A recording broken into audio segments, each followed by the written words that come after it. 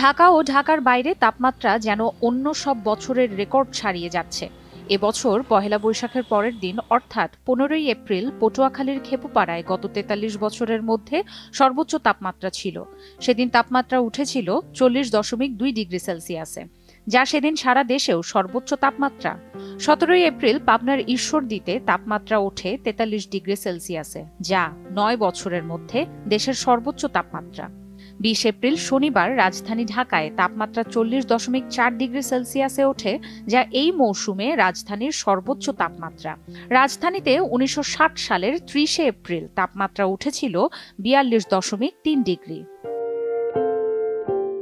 20 এপ্রিলেই সর্বোচ্চ তাপমাত্রা রেকর্ড করা হয় যশোরে 42.6 ডিগ্রি সেলসিয়াস।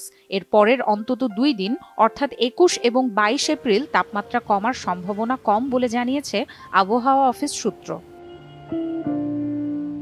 এই বছর দাবদাহ বেশ কিছু রেকর্ডে ভাগ বসাতে পারে বলছে যুক্তরাষ্ট্রের জাতীয় মহাসাগরীয় ও বায়ুমণ্ডলীয় প্রশাসন। সংস্থাটির মতে শতকরা 99.9 ভাগ আশঙ্কা আছে 2024 গরম আবহাওয়ার বছরগুলোর মধ্যে শীর্ষ 10-এ থাকবে। সাম্প্রতিক সময়ের আবহাওয়া বিশ্লেষণ ও উল্লেখযোগ্য তথ্য উপাত্তের ভিত্তিতে প্রায় 33 ভাগ আশঙ্কা আছে তাপমাত্রা 2023-কে ছাড়িয়ে যাবে।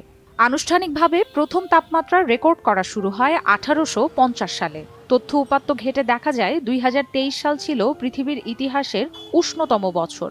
গবেষকেরা বলছেন তাপমাত্রায় 2023-কেও ছাড়িয়ে যেতে পারে 2024।